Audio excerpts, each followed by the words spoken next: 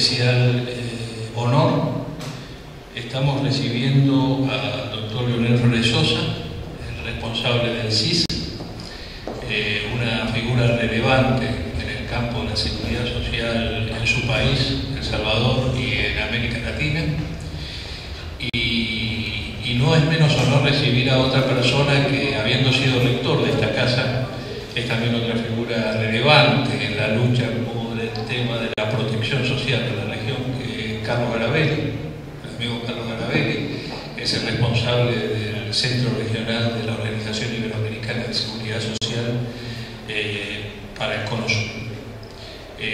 Ustedes van a tener hoy el placer de escuchar de esas dos figuras relevantes, básicamente, una visión interesante sobre un tema que es la discusión, diría, casi central de los organismos internacionales de salud hoy, que es el tema de la cobertura universal, o cómo avanzar en el tema de la cobertura universal. Es decir, el paradigma, como vamos a ver, y eso nos van a mostrar, de la seguridad social como única forma de garantizar la cobertura de salud, es un paradigma que hoy está en duda, amenazado además por algunas cosas que ellos nos van a mostrar, como es el tema fuertísimo de las migraciones de trabajadores formales y no formales entre los países de la región, y que implica esto un desafío importantísimo para la cobertura de salud y previsional. Y vamos a escuchar también de boca de ellos, es decir, cómo los organismos internacionales especializados en la materia, cuyos dos representantes están aquí básicamente, están aunando esfuerzos para tratar de modificar esta situación. Así que, para no demorar más esta situación, vamos a empezar con la presentación del doctor Carlos Garabelli, que nos va a hacer referencia justamente a los convenios y a los sustentos jurídicos de estos marcos para la protección social en la región. Muy bien, muchas gracias. Muy buenos días a todos. Siempre es un gusto estar en esta casa, ver que lo que me ha sucedido la cuidan bien, la mantienen bien, no tienen las dudas que no deja un cargo si lo van a reemplazar bien, pero en este caso sin ninguna duda que no solamente lo mantienen, sino que lo han mejorado. Y también tener la oportunidad de compartir con Leonel Flores, que tuve el gusto de conocer en agosto del año pasado, cuando todavía él se desempeñaba como máxima autoridad del Instituto Salvadoreño de Seguridad Social, y en la asamblea de la CIS-CIES se postuló para secretario director del CIES, y en aquella elección me tocó acompañar mucho a la delegación argentina y conocer cuáles fueron un poco los entretelones y sentir con agrado que se cumplían los compromisos y se mantuvo el voto de un grupo de países que permitió que Leonel asumiera en este cargo, que nos pone nuevamente la posibilidad de trabajar en conjunto en una serie de cosas. Yendo al tema específico de los convenios internacionales, enmarcamos en el tema de la globalización económica que se está dando en el mundo desde hace tiempo para acá, desde la terminación de la Guerra Fría, la caída del muro de Berlín, en adelante, todos los procesos económicos de globalización han proliferado, se han desarrollado y han supuesto un incremento importante de los trabajadores que migran por la existencia de esas nuevas oportunidades económicas que se dan en otros países, fuera de su ámbito de nacimiento, por decirlo de alguna forma, y que era necesario darle una respuesta desde el punto de vista de los sistemas de cobertura de seguridad social, porque no era lógico que aquellos que con su esfuerzo personal, su esfuerzo laboral, contribuían a que los procesos de generación de riqueza fuesen posibles, no tuviesen cobertura. El Mercosur, que es el ejemplo más cercano que tenemos nosotros de integración regional, habla de la libre circulación de capitales, de personas, de bienes, y se le agregó posteriormente la libre circulación de los derechos también, o sea que los trabajadores cuando migrasen tenían que tener la cobertura para el momento en que volviesen a su país pudiesen sumar los aportes que tenían en el país de origen, en el país donde se habían trasladado, y a veces por el imperio de esta dinámica de la globalización en más de un país. Antiguamente, la gran mayoría de los acá presentes, seguro el padre, el abuelo, el bisabuelo, se vino de acá, debe ser de España, de Italia, pero para quedarse. Fue una migración por características económicas, por los riesgos de la guerra, pero no había la voluntad que existe hoy, ni la posibilidad de regresar a su país. Entonces, además se agregaron posteriormente las migraciones forzosas por razones políticas. Entonces, también una persona que era perseguida por los gobiernos de facto de su respectivo país,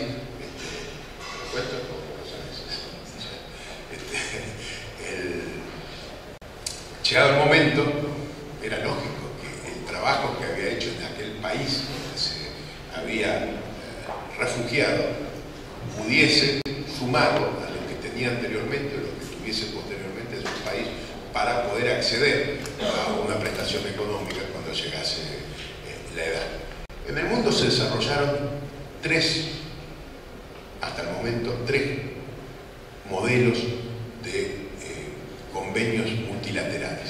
El primero, que tiene unas características especiales, es el de la Unión Europea, y al que adhieren automáticamente todos aquellos países que se incorporan a la Unión Europea. O sea, inicialmente cuando se hace el convenio instructivo de seguridad social de la Unión Europea eran 12 países, ahora ya están en 28. Todos esos países tienen cobertura para los trabajadores que migran en ese espacio. El segundo que se hizo fue el del Mercosur.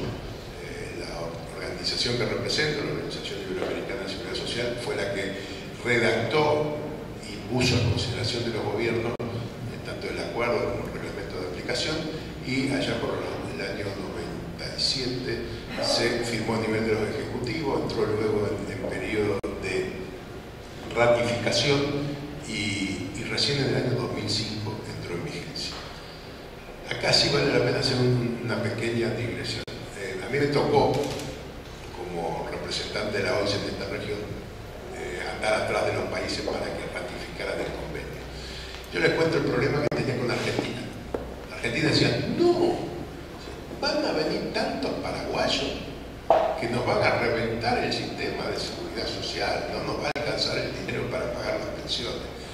Y yo decía, estudien las estadísticas. Los paraguayos trataban de no aportar en este país, porque ellos tenían vocación de volver a Paraguay, y lo que aportaban acá lo perdían.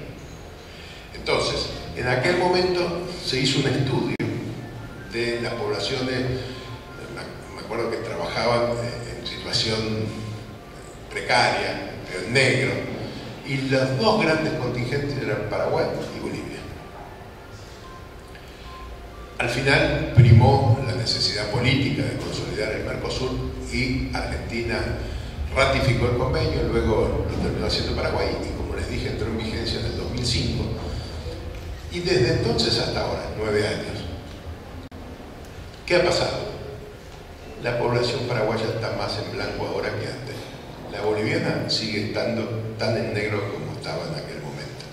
Esto es un efecto indirecto de la existencia de un convenio.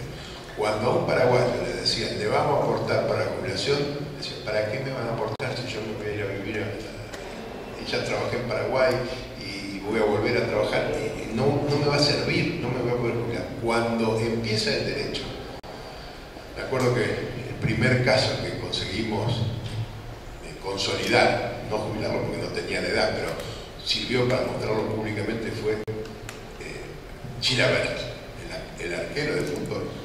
había trabajado y aportado en Libertad, me parece que era de Deportivo Luque, de Paraguay, y había aportado en San Lorenzo y de Sanfield aquí, y pudo sumar esos aportes cuando lo usamos como figura pública. Lo mostramos en la televisión para que vean que se podía jubilar. Luego de eso, en el año 2004 empezamos a impulsar un nuevo convenio, que es el convenio iberoamericano.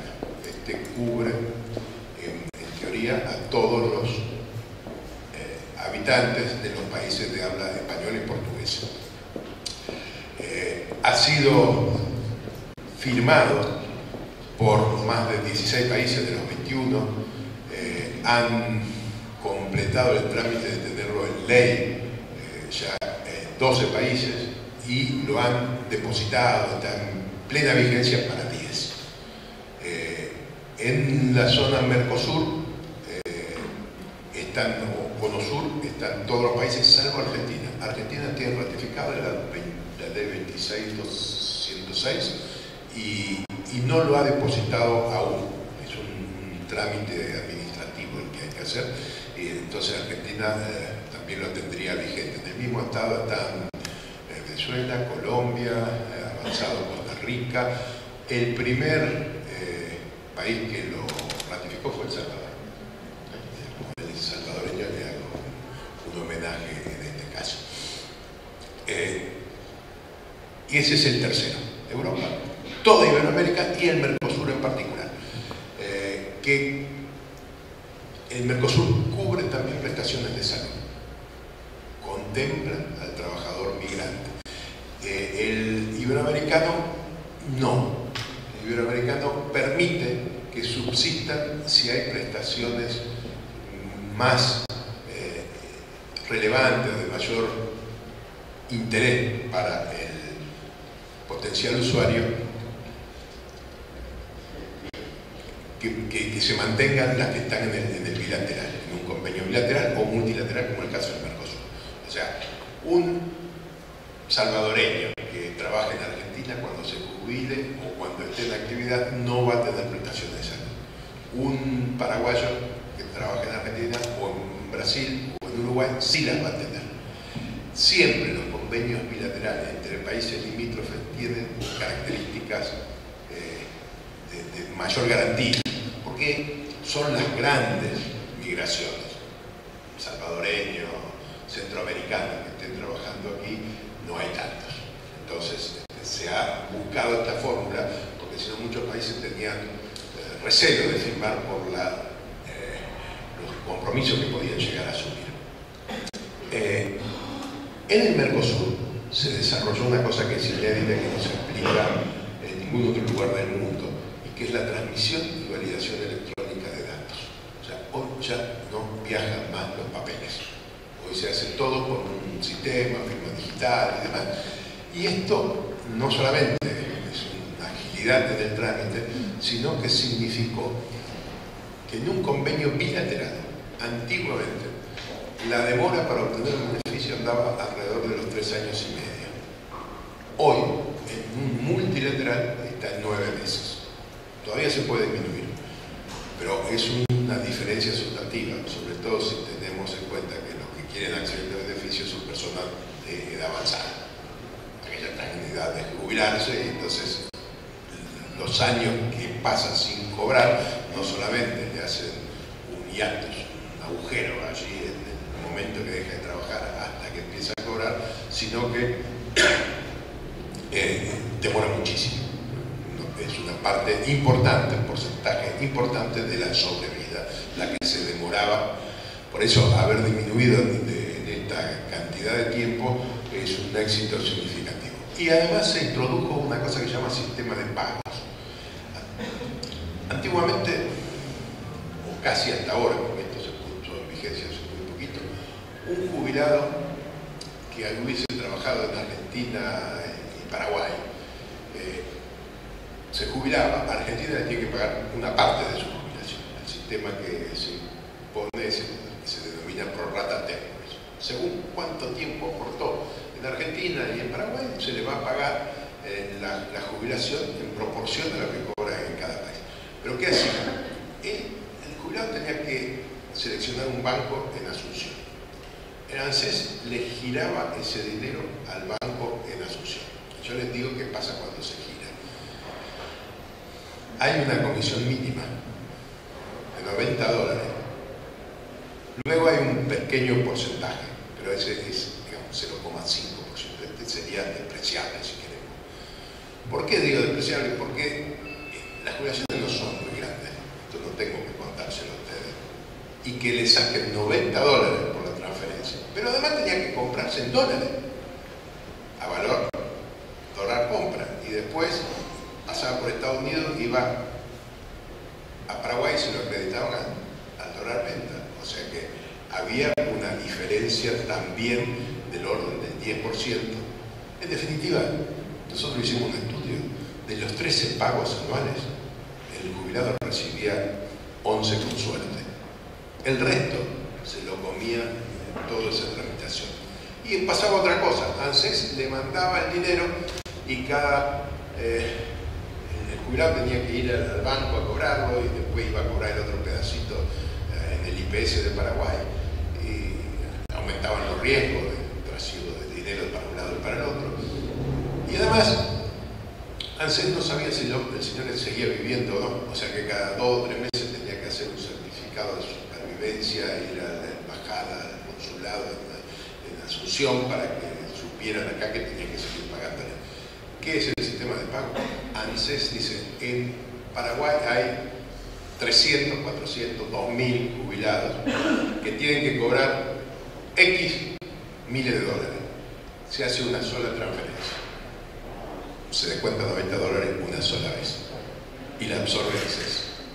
El dinero va al IPS.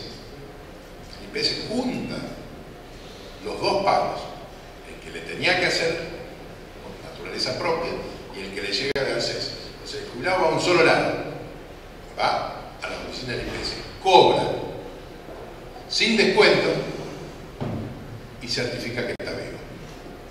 Entonces se solucionaron una serie de problemas con un solo mecanismo.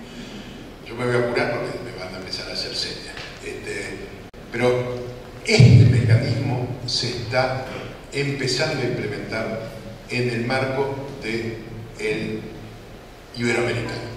O sea, la idea es que este mecanismo de transmisión y validación electrónica de datos y de pagos conjuntos, sistema de pago como lo denominamos, se aplique para todos los países de Iberoamérica.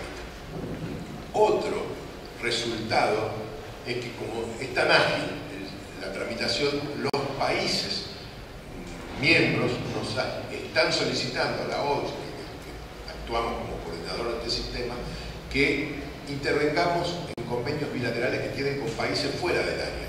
Estamos trabajando con Italia, estamos trabajando con Francia, estamos trabajando con Alemania, y también de los convenios bilaterales de la región, cuando todavía el multilateral no se puede aplicar. Es el caso de Uruguay, Chile, Argentina, Chile. Se está empezando a extender este sistema, que es único en el mundo, a una serie de países.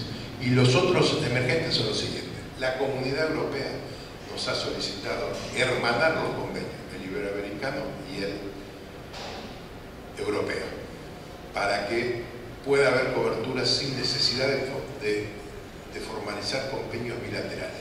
Miren, cuando se firmó el del Mercosur, hay una fórmula, digo rápido, n por n-1 sobre 2. Parece muy matemático. ¿Esto qué significa? Cantidad de países, n. En el Mercosur, 4. n-1, 3. 3 por 4, 12. Dividido, 6. Por hacer el convenio del Mercosur evitamos 6 convenios bilaterales. Cuando vamos a Iberoamérica, son 21 países. 21 por 20, 420, dividido 2, evitamos la necesidad de 210 convenios bilaterales. Cuando agregamos Europa, 28, les dije, si bien alguno está repetido, porque España y Portugal son de los dos, estamos ahorrando más de 1000 convenios bilaterales. Este es todo proceso que está en marcha ahora y que permitiría la cobertura prácticamente de todo lo que conocemos como el Occidente, con una excepción, que es Estados Unidos. Porque Canadá podría llegar a entrar, pero Estados Unidos es muy reacio a firmar porque no le conviene, porque tiene demasiados trabajadores, sobre todo de México y Centroamérica, que significarían a ellos sí un problema económico importante. A más de eso, están todos los países africanos que eran de lengua portuguesa, Mozambique, Angola, que tienen trabajadores en Brasil y en Portugal principalmente, pero en vez de firmar convenios bilaterales, quieren incorporarse a este sistema iberoamericano. Y por último, uno bastante más difícil también, pero que hoy está en los periódicos todos los días, que son los ex países de la Unión Soviética. O sea, ahí había un conjunto de 16 países que trabajaban en un solo sistema y aportaban una sola caja central que estaba en Moscú. Cuando se dividen los países, quedan los trabajadores que hicieron los aportes, quedan en los países de origen. En Letonia, en Ucrania, en Uzbekistán, donde sea, que no tienen los aportes registrados. Entonces tiene que llegar a un acuerdo y entrelazar esos sistemas que incluso son algunos de larga data. Ellos han pedido, y hemos ya tenido 4 misiones a distintos países de los ex Unión Soviética, para ver si pueden aplicar sistemas parecidos para que esto que damos a llamar la globalización sea una globalización incluyendo los derechos sociales. Hasta aquí llego. Muchísimas gracias.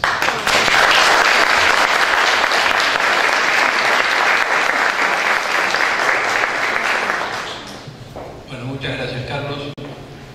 Carlos les acaba de presentar una de las situaciones que plantea este avance hacia la protección social en general. Y yo me voy a referir ahora a otro desafío, que es el de la protección social en salud. Y digo esto porque cuando lo escuchaba a Carlos hablar de los convenios, el convenio iberoamericano, los convenios bilaterales y demás, siento, y como he sido parte del problema, puedo decirlo públicamente, me han convocado muchas veces para formar comisiones para intentar lograr esto y no lo hemos hecho. Es decir, los grandes avances que ha habido en el campo previsional, en la integración de los sistemas de seguridad social en la región, a pesar de estar previstos en los marcos jurídicos, no se ha podido lograr el mismo avance en el campo de la salud. Esto tiene lógicamente explicaciones, los desequilibrios, los niveles de cobertura, los desequilibrios de la calidad de las prestaciones y demás en salud son mucho más amplios que los que existen en el campo previsional. Pero creo que es un esfuerzo que nos debemos todos de tratar de avanzar en estas situaciones. Y el tema al cual me voy a referir básicamente, referido a la protección social en salud, es un tema que también es agobiante para América Latina. Uno de los problemas serios que aún el crecimiento económico de los últimos años no ha logrado resolver en la región es el tema de la informalidad laboral. Es decir, los últimos 10 años América Latina ha crecido desde el punto de vista económico muy fuertemente. Todos los países de la región, incluido el más pobre que es Haití, ha crecido en forma muy importante. Sin embargo, los niveles de informalidad laboral siguen rozando al 40% de la población de la región. Y es muy probable que este sea uno de los factores principales para obtener ese lamentable laudo que el continente tiene, o el subcontinente tiene, que es el de ser el continente más desigual e inequitativo de todo el mundo.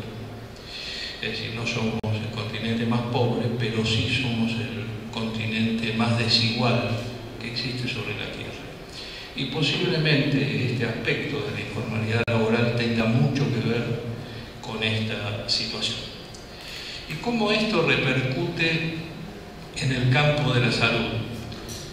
Fíjense más o menos algunos datos de esta situación, ¿no? Miren, 130 millones de trabajadores están ocupados en condiciones de informalidad en América Latina y el Caribe.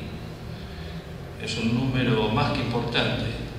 Y fíjense que casi el 48% de los ocupados no agrícolas trabajan en condiciones de informalidad. Y esta división de ocupados no agrícolas se menciona mucho porque sabemos que en el marco de los trabajadores rurales existe un altísimo grado de informalidad que posiblemente desvirtuaría las cifras globales si las tomamos en cuenta. Pero fíjense ustedes que estamos hablando de casi la mitad de los trabajadores en ocupaciones no agrícolas que remista en condiciones de informalidad.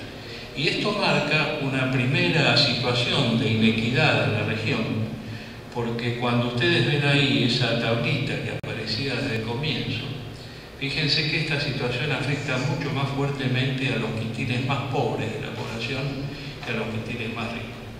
Este es un primer cuestionamiento que con los expertos en seguridad social, desde todos los organismos internacionales de salud, hemos discutido siempre y no hemos llegado a una solución, pero tenemos que trabajar fuertemente en ella. Pues cuando queremos hablar de cobertura universal en salud, es evidente ya que el paradigma de la seguridad social bismarckiana, ella vinculada a impuestos al trabajo, ha dejado de ser una forma de sustento para los sistemas de salud. Y copiando el gran valor que la seguridad social tiene, que es el marco de la solidaridad, tenemos que hacer esa solidaridad que estos sistemas tienen hacia adentro y que tal vez su valor más importante pueda ser trasladado y universalizado para el conjunto de la población. Este creo que es el gran desafío de las políticas sanitarias en la región en los próximos años. Fíjense ustedes que si indagamos un poco más en esa condición de informalidad, hay un dato que llama mucho la atención, ¿no? Porque, a ver, esto es responsabilidad de los gobiernos. Es decir, es un problema de Estado, básicamente, la condición de informalidad laboral. Y fíjense que ese cuadro les está mostrando que ahí hay un porcentaje muy importante de empleados informales, el mayor, sin duda, que está ocupado en el sector informal. Es decir, estoy hablando acá de trabajadores por cuenta propia o trabajadores en pequeñas empresas. Pero fíjense que hay un porcentaje muy importante de trabajadores informales que trabajan en el sector público. Es decir, que el propio Estado, responsable de considerar esta situación, es un empleador informal. Y cuidado que esto tiene mucho impacto en el campo de la salud específicamente. Como todos ustedes saben, el sector de la salud es un gran generador de mano de obra. Y llamativamente, en la mayoría de los países de la región, el sector salud corresponde al segundo rubro de informalidad entre todos los trabajadores de la región. Y este es un tema muy importante para tomar en cuenta, porque después cuando nos ponemos a pensar en las condiciones de calidad, en las condiciones de acceso de los sistemas de salud, muy probablemente esta condición de informalidad tenga que ver como una de las causas de los déficits de calidad y acceso que la región tiene. Fíjense, les decía, en ese grupo que está bajo los trabajadores informales en el sector informal, el 41% son trabajadores por cuenta propia. Y fíjense que en el sector que está más arriba de trabajadores informales, en el sector formal, 38% son asalariados de empresas privadas y, como les decía, casi un 5% de trabajadores del sector público que trabajan en condición informal. Si tomáramos en cuenta el volumen general de ese 5%, un gran porcentaje de ellos trabajan en el sector sanitario. Trabajan en el sector sanitario. Y esto abarca no solo a los trabajadores sin capacitación universitaria, sino también a los trabajadores profesionales del área de salud. Otro dato interesante es que la cobertura de los ocupados en salud y o pensiones para el 2012 era del 67%. Es decir, que de todos los trabajadores ocupados, los que tienen cobertura, ya sea de salud o de pensiones, en ese año era del 67%. Y ahí ya ven una diferencia entre hombres y mujeres. Y 3 de cada 10 trabajadores de la región no tienen ninguna cobertura de seguridad social, ni de salud, ni de pensiones. Otra vez, volvemos al tema del problema de la inequidad. Fíjense que esos niveles de cobertura tienen fuertemente que ver con el ingreso de los hogares.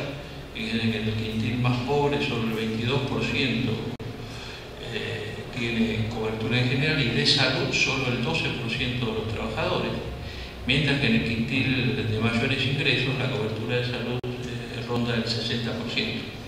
Eso, para los que estamos aquí en este país, sabemos que casi se compadece con los niveles de cobertura de salud de Argentina, que es alrededor del 61% de la población que tiene algún tipo de cobertura de salud por alguno de los diversos regímenes que Argentina tiene de cobertura sanitaria.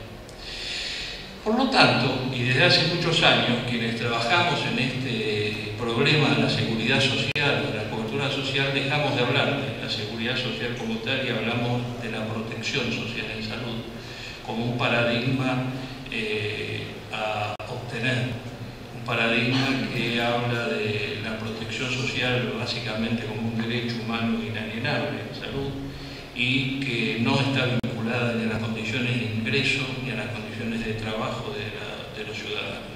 Y este es el gran desafío que estamos tomando.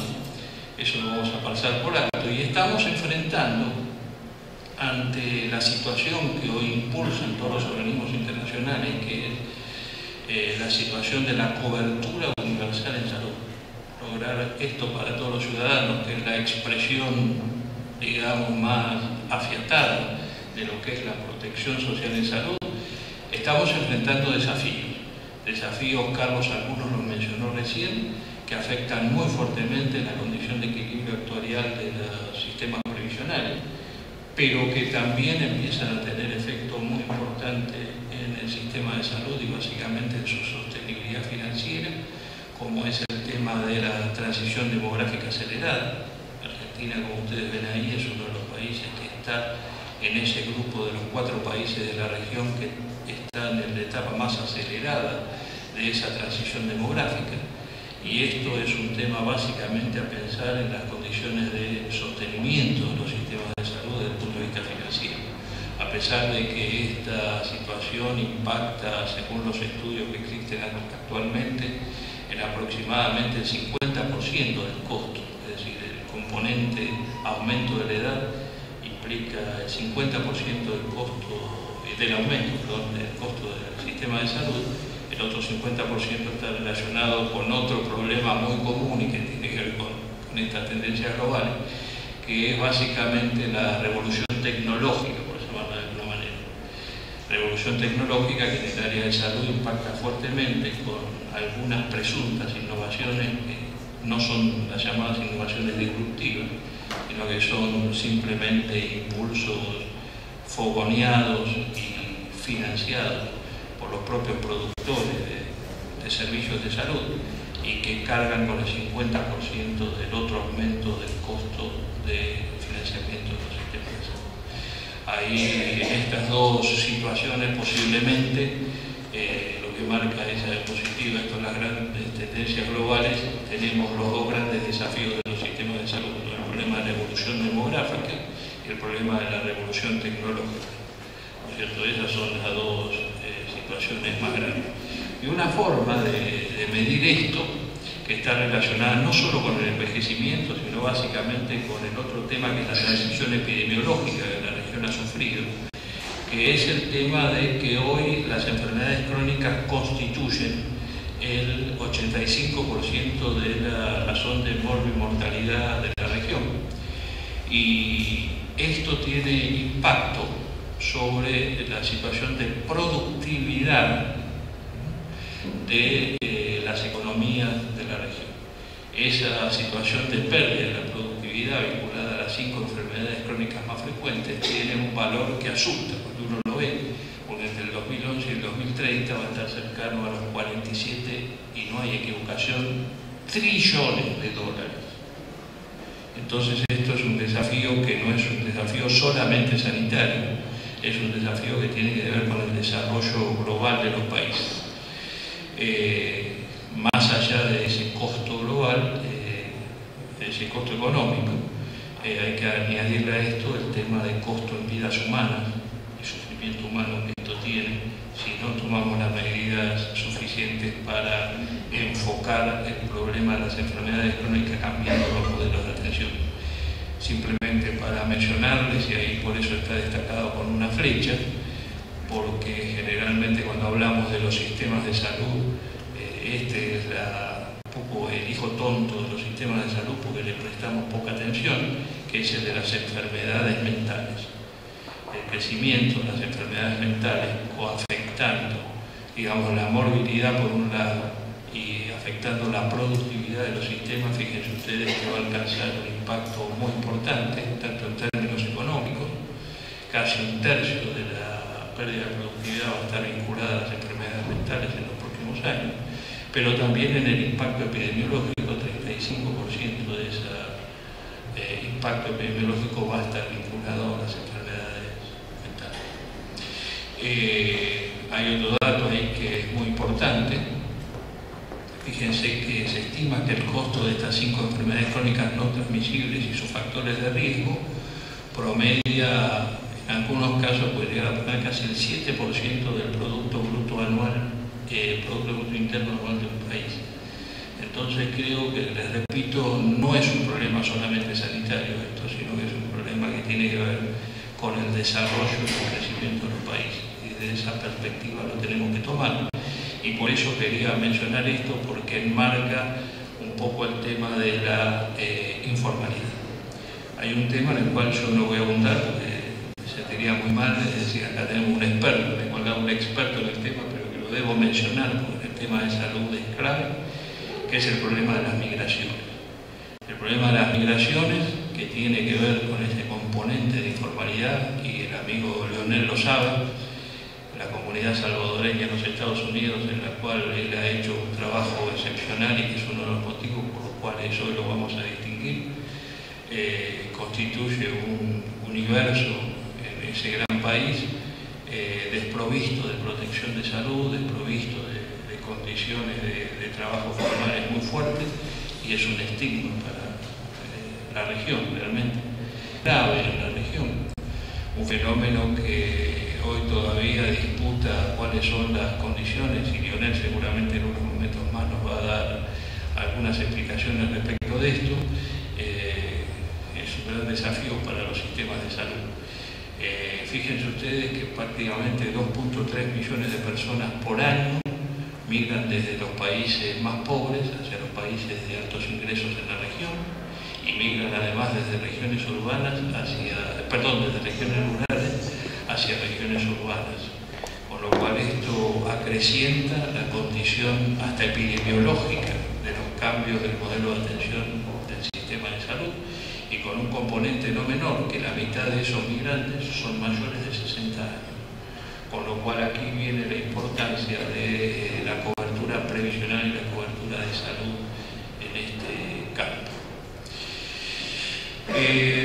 En resumen, fíjense ustedes, ese cuadro trata de mostrar cuál ha sido la evolución del pensamiento, el pensamiento ético respecto de la protección social en salud, que comenzó en la región en los siglos anteriores, vinculado básicamente a la asistencia pública y la caridad para los pobres e indigentes, que tuvo en la década de los 20 a los 40 el gran impacto bismarckiano de la creación de la seguridad social formal para los trabajadores industriales, en una época de pleno empleo. Argentina lo vivió claramente, fue uno de los pioneros en este campo junto con Uruguay. Después una época entre los 50 y los 70 en que se empezó a hablar de un Estado benefactor que lamentablemente la región no ha disfrutado plenamente, que fue más propia de los países europeos. En los 80 y los 90 tuvimos una situación muy litigiosa en el campo de la salud, cuando se trataron de implementar las reformas fomentadas por los organismos financieros multilaterales, que contribuyeron básicamente, en mi opinión, a acrecentar los problemas de los sistemas, básicamente la segmentación y la fragmentación, y no a resolverlos. Y por eso en el siglo XXI estamos enfrentando el gran desafío que hoy motiva todos estos esfuerzos, que es lograr la protección social en salud como un derecho ciudadano global. Hoy los organismos de salud internacionales, la Organización Mundial, la Organización Panamericana de la Salud, están planteando esta situación, la situación de la cobertura universal en salud, como el gran desafío a alcanzar por los países de la región. Y en esto creo que, y es bueno mencionarlo, cuando tuve el honor de pasar por la Organización Panamericana de la Salud, traté de hacer un enorme esfuerzo de acercarme a los organismos de la seguridad social, porque tengo la convicción, la absoluta convicción, de que la cobertura universal en salud de la región no va a poder ser alcanzada si no se toma a la seguridad social como eje central de la organización del sistema. Cosa que muchas veces, y lamentablemente, existe una sorda disputa entre los seguros públicos financiados por rentas generales y los seguros sociales. Creo que tenemos que abandonar esa lucha y tomarnos de la mano para poder alcanzar una cobertura universal real, porque además la evidencia nos dice algunas cosas en las cuales nos tenemos que obliga a que nos pongamos de acuerdo. Miren, la evidencia dice que no hay ningún país del mundo en el cual el seguro de salud voluntario, cuando hablo de seguro de salud voluntario, hablo de seguro de salud comercial, ya sea con o sin fines de lucro, no es un camino a la cobertura universal de salud. No hay ningún país del mundo que a través de sus seguros privados haya alcanzado la cobertura universal de salud. Entonces, bueno, es decir, esta es una primera situación para que nos sentemos juntos la seguridad social y los seguros públicos para discutir esta situación. Ningún país tampoco, mediante la cobertura contributiva, es decir, la cobertura de la seguridad social, tampoco alcanzó la cobertura universal en salud sin algunas transferencias de ingresos generales para los pobres y otros no contribuyentes. Es decir, que los países que alcanzaron cobertura universal en el mundo lo hicieron cuando lograron aunar. Y cuando digo aunar, no digo en todos los casos poner juntos los fondos, sino hacer que funcionen moduladamente los fondos de la seguridad social y los fondos del Estado. Y en tercer lugar, todos los países que han logrado cobertura universal se apoyaron en la participación obligatoria, vinculada a una cotización obligatoria. Pero además la alcanzaron cuando esto se instituyó como un derecho automático y el Estado puso dinero de su erario público para solventar a aquellos que no podían contribuir. Estos son ejemplos muy claros y muy contundentes de que sin el hermanamiento entre los seguros sociales clásicos y los seguros públicos no hay solución para esto. Pero hay una situación que es mucho más seria que esta. Miren, ese cuadro, que es un estudio del Banco Mundial muy reciente, es de febrero de este año, un estudio que habla de las ganancias sociales en la década esta última de gran crecimiento económico en la región, donde muestra, en el caso de salud, ustedes lo ven ahí en gris y en celeste, en las dos barras más altas, casi más altas de todos los lugares, cuál es la porción de financiamiento de la salud que viene de contribuciones y cuál es la porción de financiamiento de la salud que viene del erario público. Y esto muestra claramente que esta es la situación ideal para el avance hacia la cobertura universal. Pero yo les decía que más allá de esto, recién lo conversamos con Leonel y los amigos del CIES antes de venir para acá, creo que el gran desafío que tenemos es un desafío que no está relacionado con el problema del financiamiento, sino que está relacionado con el problema de valores. Es decir, si todos consideramos que la salud es un bien público, a pesar de que los economistas no lo aceptan, es decir, que es un bien que tiene que sustentar el Estado, Es decir, la única forma de sustentar un bien público es a través de la solidaridad. Entonces, cualquier esquema que atente contra la solidaridad, y los seguros privados son una forma de atentado a esta situación de solidaridad, evidentemente son un atentado contra la consecución de la cobertura universal. El otro aspecto que quiero mencionar es que cuando hablamos de determinantes sociales de la salud, solemos mencionar la pobreza, solemos mencionar la educación, que sin duda lo son, pero muy pocas veces mencionamos que a veces el mal está dentro, que cómo organicemos nuestro sistema de salud también es un determinante social. Es decir, que si no tenemos un adecuado modelo de gestión, un adecuado modelo de atención, evidentemente esto es un problema que va a condicionar la situación. Dice el ex rector que tengo que terminar. Entonces, el alcance de la cobertura universal en salud como una imagen objetivo para nuestros países tiene que ver básicamente con un modelo de atención, con una estrategia que es la estrategia de la atención primaria, y tiene que ver con una decisión política que tiene que ver básicamente con obtener un marco jurídico de financiamiento y de rectoría para alcanzar protección social en salud.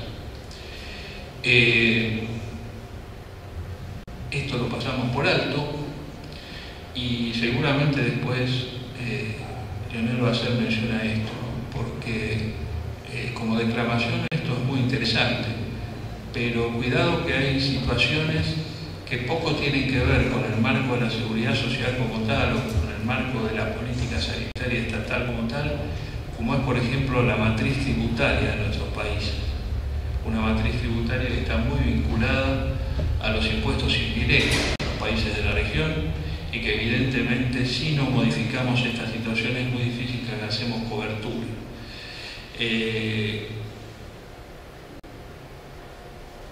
Y quiero hacer, y con esto cierro, una mención a cosas que ustedes conocen. Argentina ha tenido, en mi opinión, un avance interesante en intentar obtener cobertura de salud para los trabajadores no formales, que ha sido el sistema llamado de monotributo, marcado por la ley 25865, el llamado régimen simplificado de pequeños contribuyentes. Sin lugar a duda es un avance importante porque ha logrado aumentar la cobertura de un montón de trabajadores que antes estaban en el campo de la informalidad plena o parcial. Pero todavía en Argentina tenemos un desafío importante que es la enorme inequidad y el enorme error que ha tenido el diseño de esta herramienta, en la cual, como ustedes ven ahí, se rompe un criterio clave de la seguridad social, que es el que más gana más aporta y el que más necesita más retira. En el sistema de monotributo, lamentablemente en Argentina, el que más gana aporta lo mismo que el que menos gana, y el que más necesita retira, pero a costa del financiamiento solidario de aquel que menos gana. Entonces para nuestro país especialmente es un desafío pendiente. Muchísimas gracias.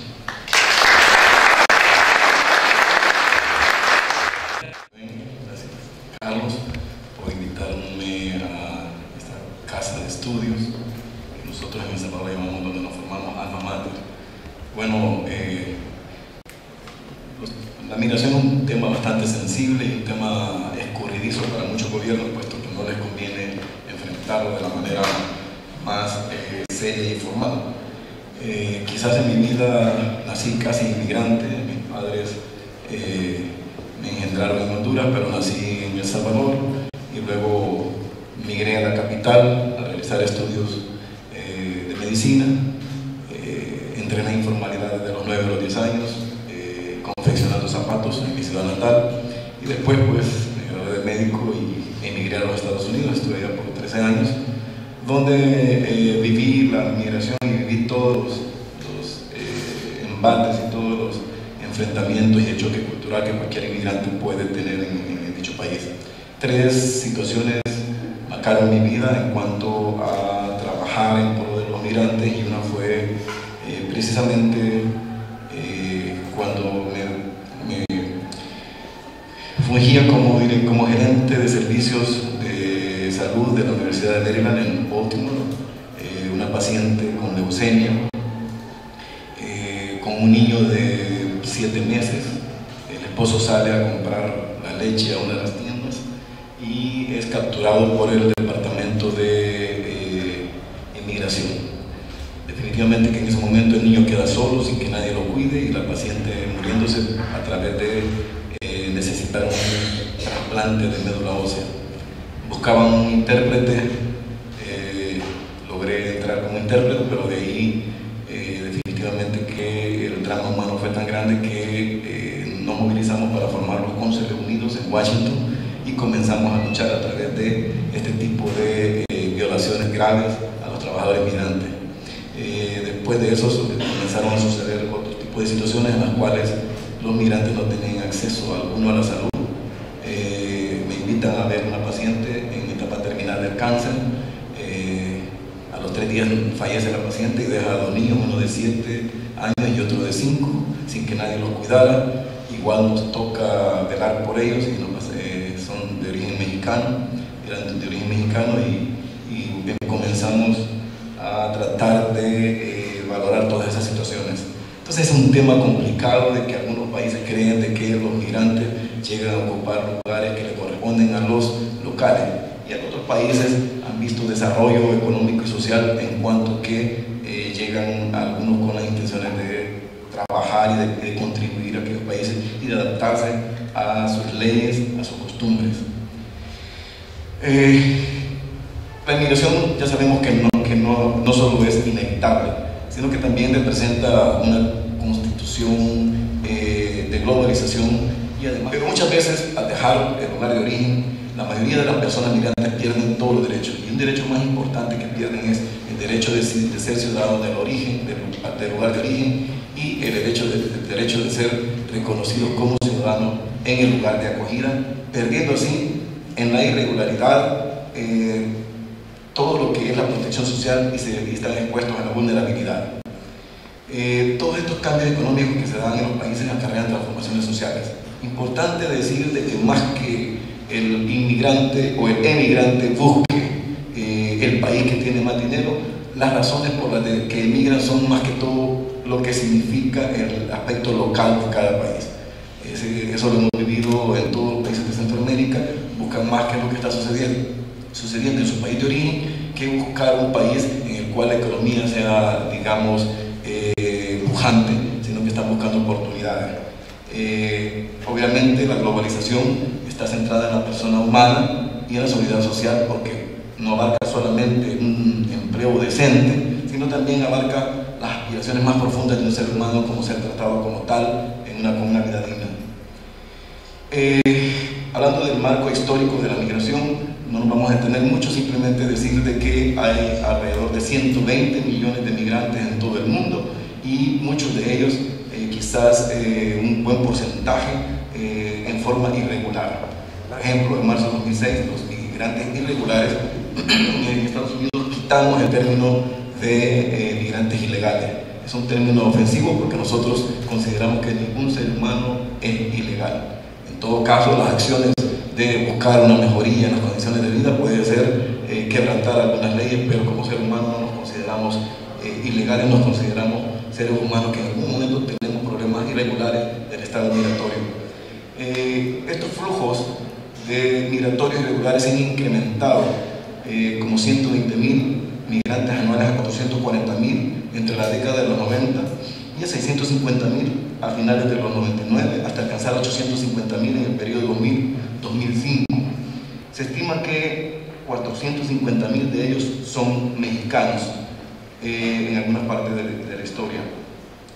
Y aquí nada más es decir que las migraciones vienen desde la época del descubrimiento, pasando por la época de lo que fueron el tráfico de los esclavos, y después llegando a lo que era la oferta de los trabajadores de mano de obra barata. Después de eso vinieron otros flujos migratorios que se dieron en tanto a lo que eran los tránsitos de sur a sur en los países. Se fueron conformando todos estos flujos migratorios que fueron cambiando de acuerdo a lo que son las economías y los procesos de desarrollo. Aquí podemos ver de que de sur al norte se fue incrementando grandemente ya en la década de los 90 y en la presente década del 2000. Se fueron incrementando y se fueron buscando fueron cambiando la migración en América del Sur, fue pasando al norte, e igual también en Europa hubo una transición de sur a sur entre los países prácticamente africanos. Los principales países receptores de población en el mundo son Estados Unidos, Europa, Japón, Australia, los países del Golfo y en África, que se están dando migraciones entre ellos. Desde 2000, en la actualidad, los inmigrantes latinos y sus descendientes constituyen la primera minoría étnica en los Estados Unidos. Los migrantes del mundo en Estados Unidos, mexicanos, si ustedes pueden ver, es la mayoría, 29%. Uno de los países de destinos que se han diversificado, pero no son los países de América del Norte. Estamos hablando de Estados Unidos, Canadá. Se han vuelto los principales receptores de migrantes a nivel mundial y representan el primer y tercer lugar respectivamente de destino para los migrantes. El segundo lugar lo ocupa España, país que se ha convertido desde el año 2000 en el destino preferido de las personas provenientes de Sudamérica, especialmente del Ecuador. Las mujeres migrantes, al principio eran los hombres los que migraban más, y actualmente se ha visto un cambio en el flujo migratorio, y también ahora ya son actores que participan en los procesos sociales de migración.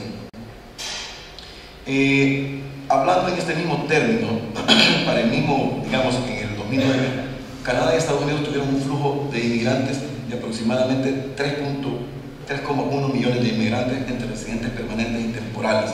Estos fueron otorgados, de los cuales 1,3 millones fueron permanentes, un 43%. Pero Estados Unidos continúa con 12 millones de personas en situación irregular, y de estos probablemente una gran cantidad también son de origen centroamericano y algunos de origen sudamericanos. Algunos países todavía se privilegian de enfocar la migración como experiencia, y son países que representan un índice de desarrollo humano alto, y según un informe del PNUD, estos países son Noruega en primer lugar, seguido por Australia, Países Bajos, Estados Unidos, que a pesar de esto todavía no ha ratificado ninguno de los 3 convenios de la OIT, ni del convenio iberoamericano y del convenio europeo, no le gustó, y entonces ya no puede continuar en el grupo porque al final era una situación de asistencialismo. Sí hay que considerarlo como una contribución muy importante, pero esto es claro decirlo, no necesariamente contribuyen al desarrollo de los países. Son transacciones privadas con un alto grado de consumo, pero cero seguridad social y cero retiro. Obviamente los países de Latinoamérica siguen creciendo, los flujos generales de remesas en los países desde el 2009 que cayeron, pero veremos también de que estos han ido incrementando después de la recesión económica. Como decía, juegan un rol importante las remesas, pero también para la lucha contra la pobreza y para fomentar la inversión de los hogares en educación y salud. Todavía no tenemos programas establecidos. Sin embargo, su impacto puede ser moderado.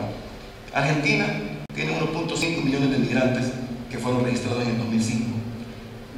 Quizá el país de destino más solicitado de la región, seguido de Venezuela y Brasil. Estos países mantienen liderazgo como lugares de destino a partir del decremento del porcentaje de inmigrantes del 2000.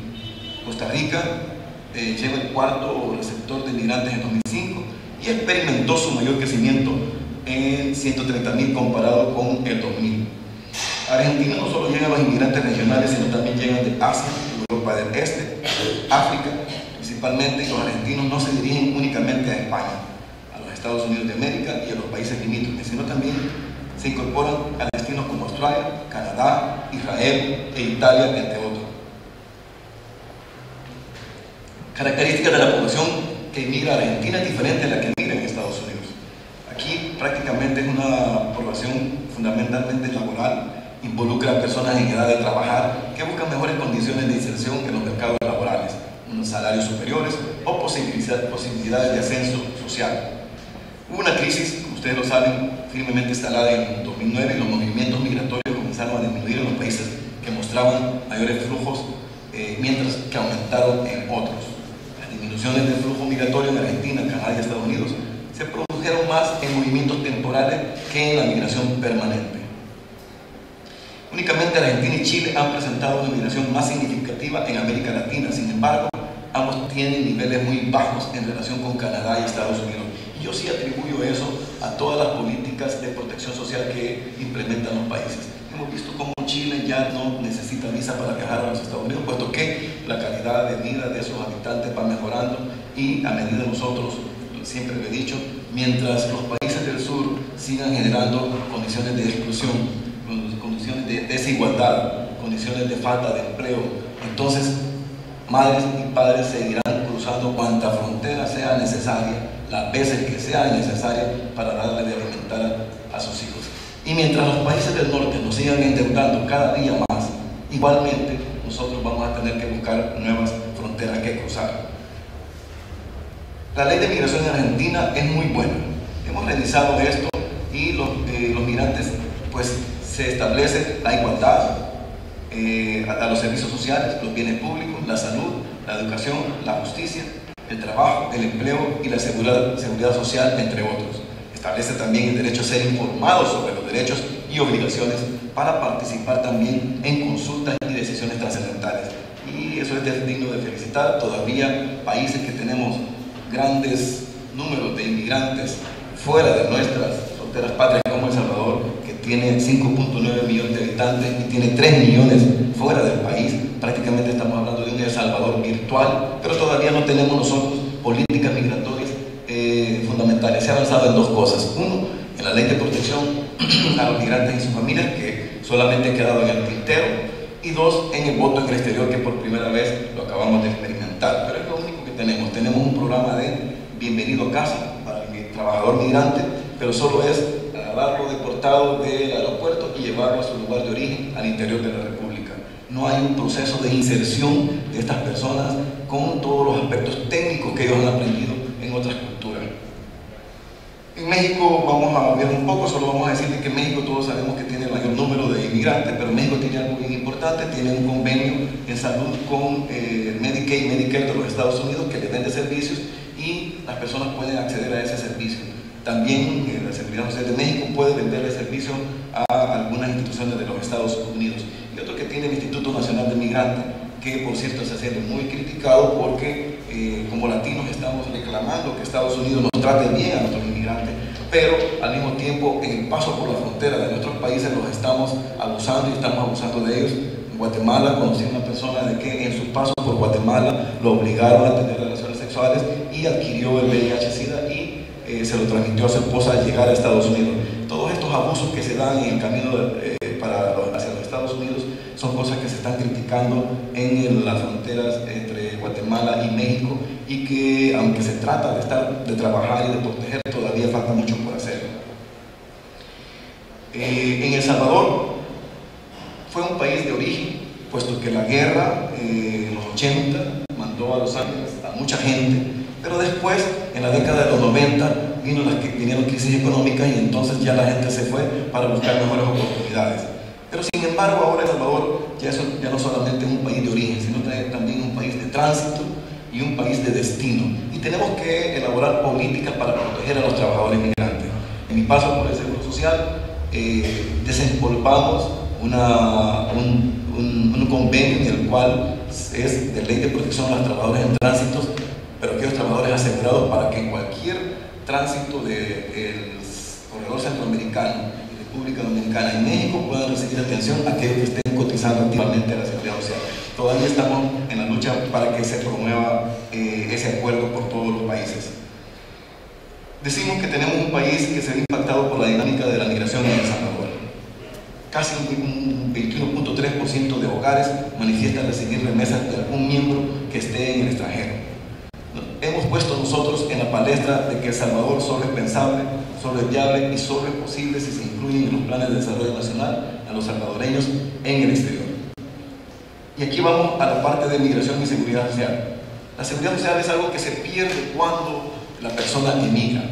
Y obviamente que ya tenemos claro, lo ha hablado Carlos, lo ha hablado Rubén, en cuanto a lo que es la protección social en todo su contexto. En El Salvador la seguridad social se ha catalogado como el inicio de una consulta médica y que termina en la prescripción médica. nosotros estamos hablando ya de protección social y buscar otros mecanismos para poder avanzar en eso. Los inmigrantes pierden también lo que es la invalidez, vejez y muerte.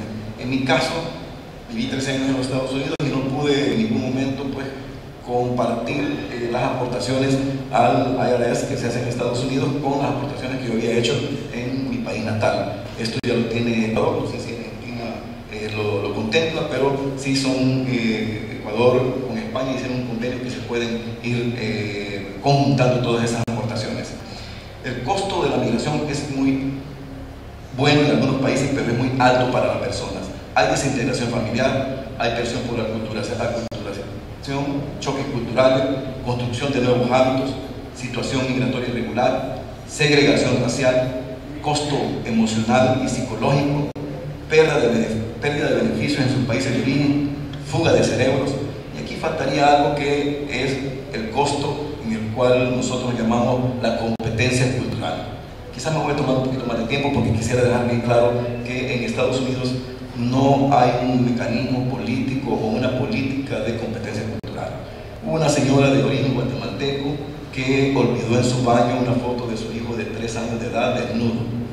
Una anglosajona entró al baño, agarró la foto y ahí estaba la identificación de la señora, y la señora inmediatamente fue metida a la cárcel por pornografía infantil. Luchamos y hicimos una movilización de muchas miles de personas y logramos sacar a la persona de la cárcel, pero también logramos de que las autoridades locales, por lo menos del condado de Montgomery, comenzaran a hablar acerca de la competencia cultural de migraciones, de cómo tratar y qué es lo que las culturas se vienen transmitiendo. No tratamos de culturizar en Estados Unidos, pero sí tratamos de que nos comprendieran de la forma en que los latinos a veces tomamos fotos a los niños a cualquier edad, a los 1, 2, 3 años, y no lo hacemos con ninguna intención de morbosidad. Entonces, todo eso, la competencia cultural es algo muy débil en los Estados Unidos. No voy a hablar de convenio porque el experto del convenio ya lo discutió todo. Ahora bien, ¿cómo podemos darle inclusividad o incluir a los migrantes en los programas de protección social? Es importante decirte que en Estados Unidos, cuando participé en la reforma de salud, dije algo que a muchos no les gustó. No puede haber una reforma de salud plasmada para 20 años si no resolvemos el problema migratorio, que son 12 millones de personas. Porque estas 12 millones de personas van a llegar a las emergencias y van a consumir un alto grado de los presupuestos de cada estado. Pero se dio al revés. Entonces ahora tenemos el problema de los 12 millones de personas que no pasan consulta, no hacen su examen físico anual, sino que al contrario llegan a utilizar las emergencias y se gastan el dinero en ese contexto. ¿Cómo entonces incluirlos? En El Salvador, por la experiencia que tuve en Estados Unidos, se me dio una preocupación.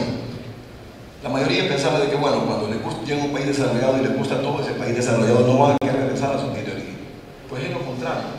La gente quiere después regresar a retirarse a su país de origen.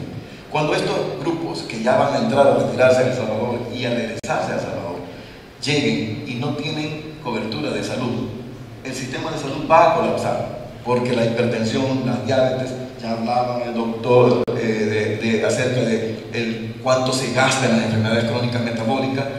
Y aquí pongo otro ejemplo de alguien que tenía en un lugar muy privilegiado de Estados Unidos una cadena de carros de ventas de pupusas, que es lo que el plato típico de El Salvador, y le iba muy bien y había conseguido una gran cantidad de dinero. Se retira en El Salvador, al mes le da un coma diabético y se gasta todo el dinero que había trabajado por 30 años. Entonces, ¿cómo los podemos incluir en la protección social? Hicimos base a un proyecto de qué es lo que queríamos, que fuera un proyecto voluntario, un proyecto obligatorio. Darles cobertura de salud para ellos o para el grupo familiar. ¿Cómo tasarlos? Algo bien complicado. Se tasarían como ganan en Estados Unidos, no se puede porque los salarios son mejores. ¿Cómo tasarlos? Tasarlos con una aportación tope. Esa era una de las preguntas. Las características, qué tipo de régimen les vamos a dar. ¿Los vamos a cubrir de un día para otro o les vamos a dar un periodo de gracia? Se va a dar exclusivamente en el territorio nacional, puesto que no podemos nosotros proveerle a Argentina y otro país llegar a proveer estos servicios de salud a los inmigrantes. ¿Cómo se van a hacer los pagos? Y si debe o no debe contemplar la previsión social. Para nosotros debe contemplar la previsión social. Hay algunas claves del éxito que son las alianzas y el conocimiento de la comunidad. Nosotros hicimos un estudio con la UCLA. En el estudio pues entrevistamos 300 personas y de las 300 personas hicimos un plan para ver primero en 4 fases, que eran, las 4 fases eran, primero, el interés de la comunidad por participar en cobertura de seguridad social en sus países de origen. Más del 80% dijeron que sí. ¿Cuánto estaban dispuestos a pagar? La tasa más alta, 52% estaban dispuestos a pagar. Y entre más cobertura hay a servicios de salud y más cobertura a su grupo familiar, estaban dispuestos a pagar un poco más. La segunda fase era un estudio de factibilidad. ¿Va esto a desgastar las finanzas de la seguridad social de los países? ¿O va a haber un equilibrio contando con que el rico subsidia al pobre y el sano subsidia al enfermo? Y ese mismo principio se va a extrapolar a las comunidades fuera de los países de origen. Y la tercera fase es un plan piloto en aquellos lugares donde tienen mayores personas que han emigrado. La cuarta fase, obviamente, la implementación a nivel nacional de esto. De todo esto, resumimos, la migración es un proceso terminando que no solamente es inevitable, como decía, sino que representa una dimensión constitutiva de la globalización, formando el flujo de circulación junto con los capitales y los bienes. La migración irregular expone a los migrantes a una vulnerabilidad extrema, una limitación aún mayor para el acceso a los servicios de salud y educación y una mayor segregación en el país de destino, lo que repercute obviamente en condiciones de vida, vivienda poco digna, menores ingresos y casi ningún acceso a la protección social. El tratamiento de los derechos de los migrantes en el marco de la movilidad laboral es variado y no siempre responde a los instrumentos internacionales o a los intereses de los migrantes. La seguridad social es muy importante para el bienestar de los trabajadores, sus familias y para toda la sociedad. Ya lo habíamos hablado y lo decimos una y otra vez, es un derecho humano fundamental, un instrumento esencial para crear cohesión social y contribuye a garantizar la paz y la integración social. Forma además parte indispensable de la política social de los gobiernos como herramienta para evitar y aliviar la pobreza a través de la solidaridad y distribución justa de la carga, puede contribuir a la dignidad humana, a la equidad y a la justicia social. La protección de los derechos de los familiares de los migrantes que quedan en los países de origen es prácticamente inexistente y también son muy vulnerables a las violaciones. Han habido muchos avances, aquí podemos ver algunos: convenio bilateral hispano-ecuatoriano de seguridad social. Los inmigrantes aportan en el Estado más de lo que reciben, también aún en época de crisis, pero también hay retrasos. España retiró más de 900.000 tarjetas sanitarias, aduciendo de que los inmigrantes les estaban dando un costo muy alto y que había que reducir eso. Sin embargo, se contradicen porque aquí ustedes pueden ver que el empleo nativo, comparado con la capacidad productiva, y el empleo del inmigrante, hay una capacidad productiva mayor cuando se le incluye la inmigración. Como lo dije al principio, una inmigración regulada y una migración en la cual se le den garantías puede ser beneficioso y puede ser un desarrollo económico para. Bueno, muchísimas gracias. Le vamos a pedir al doctor Juan Carlos Ulloa Peña si nos acompaña un minutito.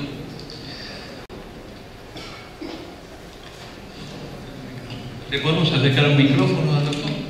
Ah, perfecto. Distinguidos doctores de la mesa presidio, estimados colegas y amigos, las relaciones académicas entre salud y CIES dan un paso de consolidación y apertura hacia nuevos horizontes.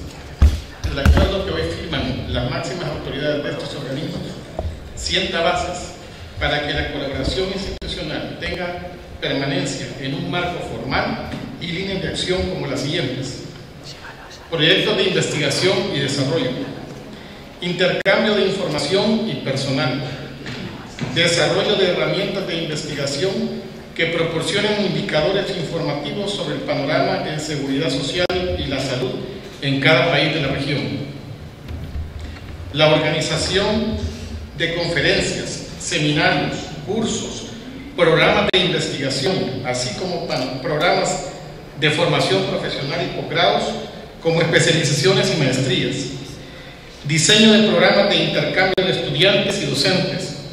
Asimismo, la alianza entre iSalud y CIES favorecerá la articulación de programas y acciones. En efecto, el reconocimiento internacional de ambas entidades.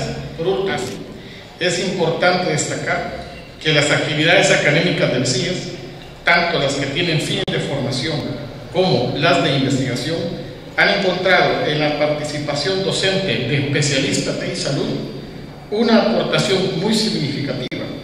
En ello, así como en el reconocimiento que no solo en Argentina caracteriza a la universidad que nos recibe hoy, es que se funda una certeza en que se proyectarán acciones fructíferas para la formación y estudio de la seguridad social y la salud. Es el documento que ahora invito a los...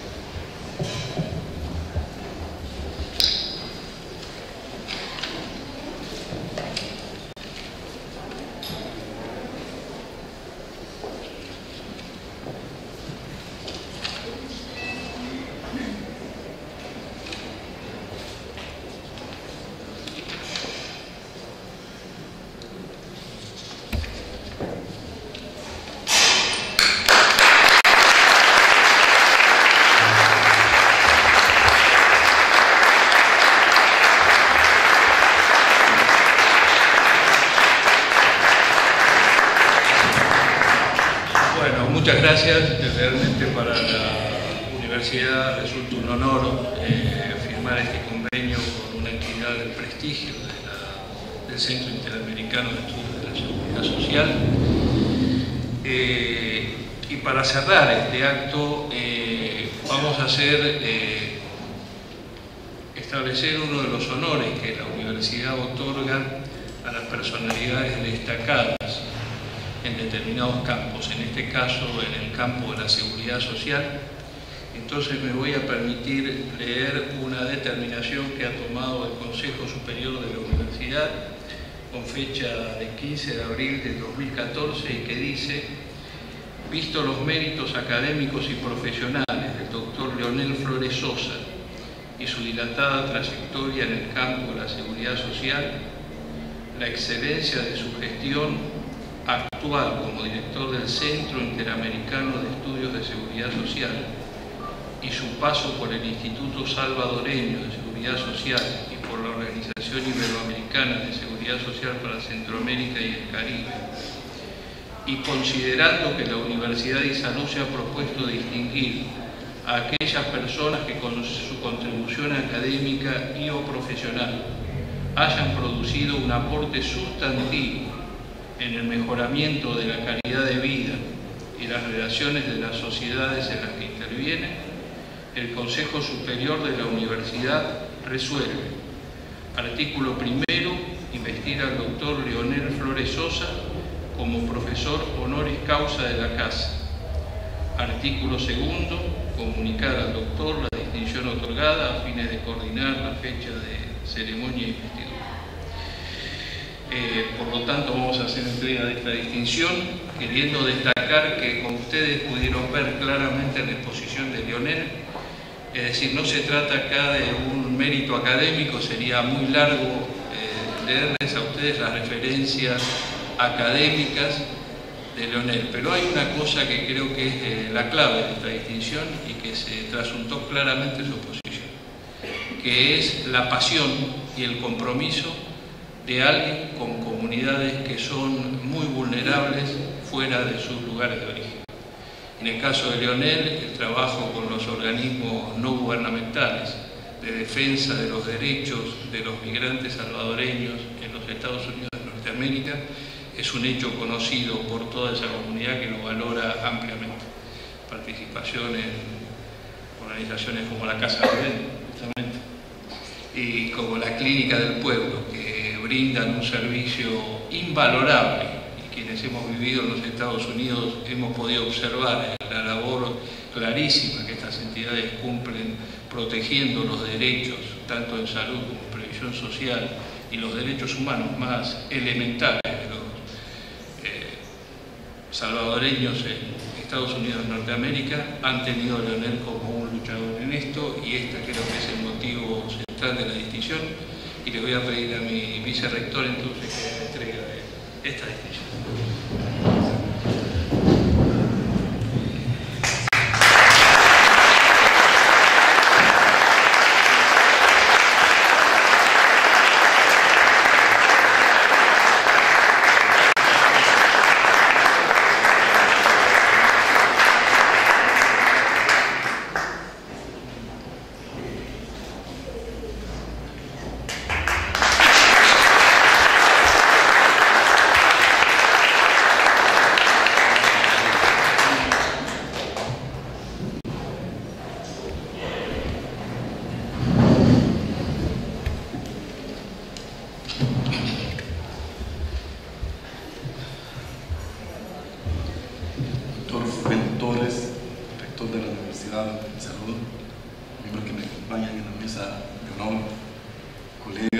amigos, estudiantes, si participar en la vida académica de una institución como ISALUD, tan reconocida en la sociedad argentina, ya representa una satisfacción y compromiso, estos se ven incrementados significativamente cuando se recibe una distinción como la que ha tenido a bien depositar en mi persona el Consejo Académico de esta universidad.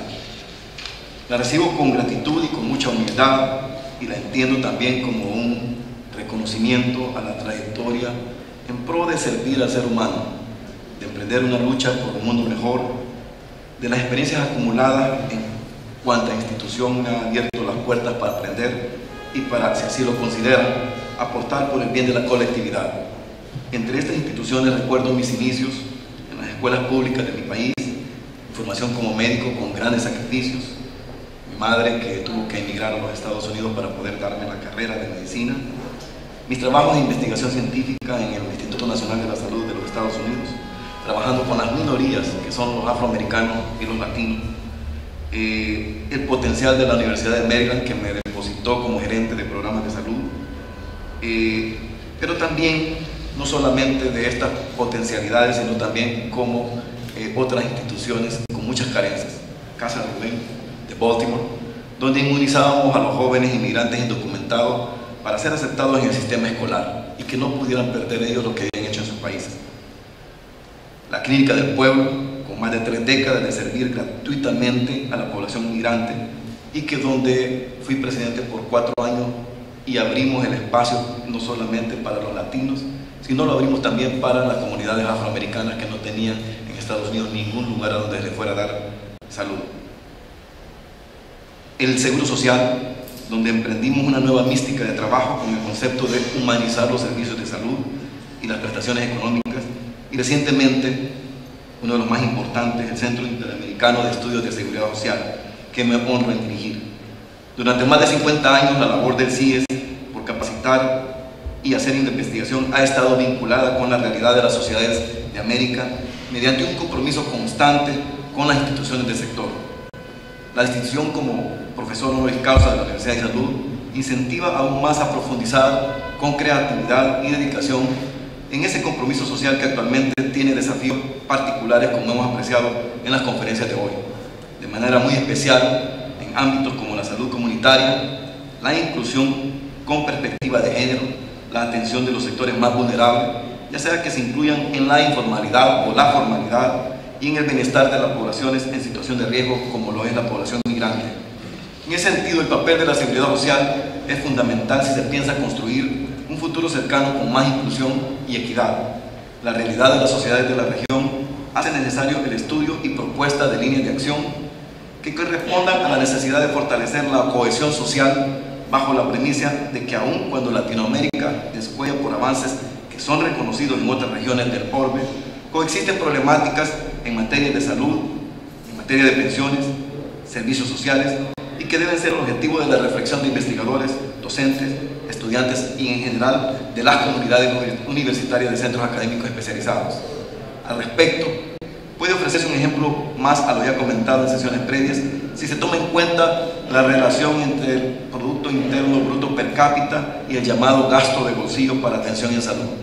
Por una parte, es de mencionarse la diversidad propia de Latinoamérica cuando se observa que el PIB del grupo de países con más alto promedio con este indicador representa más del triple del PIB del grupo de países con el promedio más bajo.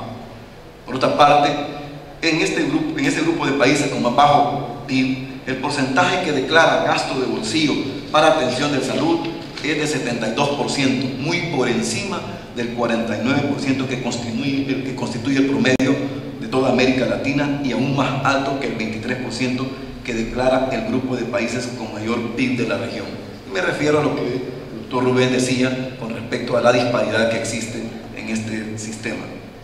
Estas asimetrías dan cuenta de la necesidad de fortalecer los lazos de solidaridad como base de los pactos sociales bajo los cuales se construyen las políticas de protección social. La equidad sería otro principio de esas políticas, y si es que se considera que la realidad de nuestras sociedades demanda una mejor redistribución del ingreso, así como políticas públicas dirigidas a facilitar que las personas logren la condición de salir de la pobreza, y esto mediante el desarrollo de capacidades individuales, pero también colectivas. En el caso del desempleo, por ejemplo, no basta con contar a los desempleados. Es menester conocer con detalle y diversidad de ángulos los factores de riesgo de desocupación, así como las variables explicativas de situaciones de precariedad laboral y de vulnerabilidad, variables que influyen en el estudio de estructura familiar, formación, tipo de contratación, movilidad laboral, entre muchas otras. Al respecto, quisiera citar una de las líneas y ejes de reciente incorporación a la investigación del CIES, y es el desarrollo de indicadores de seguridad social que hablábamos con mis colegas antes de venir acá, bajo una perspectiva multifactorial, y nos proponemos, más que aportar un dato, facilitar la consulta, el intercambio y análisis de indicadores comparativos referentes a los conceptos que engloban la seguridad social, de manera que se tengan más elementos para estudiar el accionar de las instituciones y, en especial, la repercusión en las sociedades de este accionar. Se trata entonces de una empresa que aspira a abonar al análisis de los procesos que puedan llevar a la inclusión con equidad en la seguridad social y que seguramente tendrán mayores alcances con la colaboración del convenio que acabamos de firmar con iSalud. Ahora bien, ante este panorama, cabe interrogarse cuáles son los principios y ejes de acción de la academia, es decir, de la investigación y la docencia, para que aporten al logro una seguridad social más inclusiva. En primer término, cabe no ignorar una preocupación muy actual alrededor de la educación, y en particular alrededor de la visión y objetivos de sus instituciones. Según esta preocupación, estas instituciones no deben limitarse a reproducir el origen existente mediante la capacitación exclusivamente práctica e hiperespecializada, y esto es de especial relevancia para las instituciones universitarias y para centros de formación de posgrado, ante los cuales se presenta la tentación de ofrecer formación de educación superior como sinónimo de entrenamiento, circunscrita a la transmisión de información necesaria para ser capaz de ocupar un puesto laboral y cumplir con eficacia funciones específicas. Este es un riesgo. Frente a esto, las comunidades universitarias tienen la posibilidad de contraponer a la idea de entrenamiento el concepto de formación. En este último, no solo se incluye la profesionalización, de modo que se desarrollen habilidades para la solución de aspectos prácticos, sino que hace énfasis en el aprender y en la formación de capacidades críticas. De esta manera, la formación se refiere no solo a las capacidades para procesar esa información, sino al desarrollo, siempre inacabado, de capacidades para analizar la información y construir así un conocimiento. Se trataría, si me permiten la imagen, de construir sinapsis entre el conocimiento y la práctica, de modo que sea la capacidad de construir ese conocimiento lo que determine las posibilidades de que podamos transformar la realidad.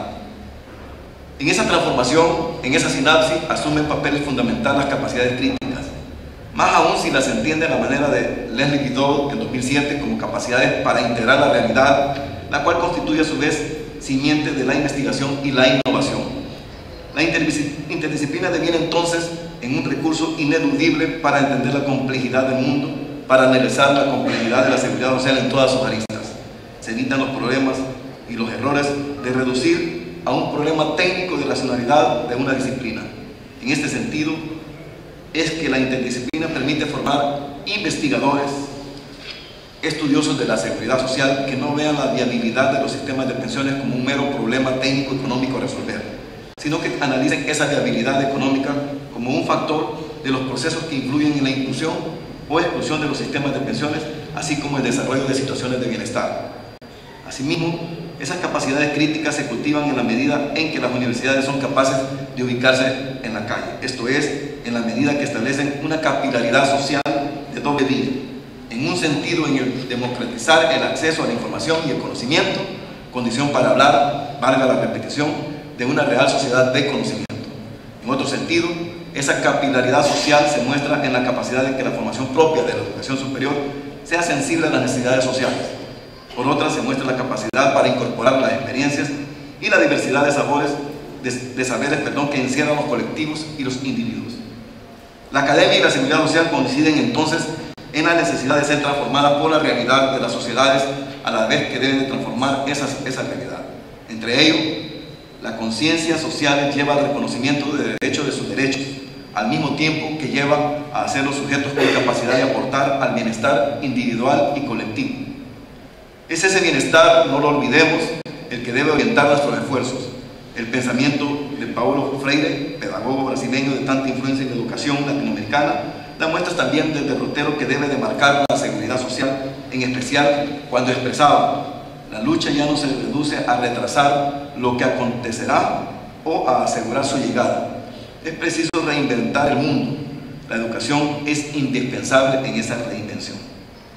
Nuevamente reitero mi infinito agradecimiento a tan digna condecoración que no me deja otra opción más que reafirmar mi compromiso por la lucha por la justicia, la equidad, la igualdad, pero sobre todo la solidaridad entre los pueblos para beneficio de la humanidad. Muchas gracias y muy agradecido.